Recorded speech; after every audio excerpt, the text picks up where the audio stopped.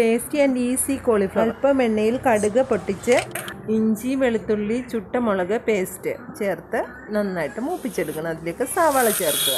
മഞ്ഞൾപ്പൊടി, മല്ലിപ്പൊടി, മുളക് പൊടി ഇവ ചേർത്ത് മൂപ്പിച്ചെടുത്ത് ഉപ്പും മഞ്ഞളും ചേർത്ത് വെള്ളത്തിൽ പുഴുങ്ങിയെടുത്ത കോളിഫ്ലവർ ചേർത്ത് കൊടുക്കുക.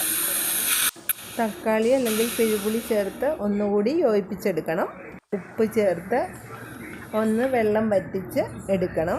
മീഡിയം ഫ്ലെയിമിൽ ഇത് ഇങ്ങനെ വറ്റി വരുമ്പോൾ അല്പം ചിക്കൻ മസാലയും കുരുമുളക് പൊടിയും ചേർത്ത് ഒന്നുകൂടി യോജിപ്പിച്ച് ഒന്ന് മൂപ്പിച്ചെടുക്കണം.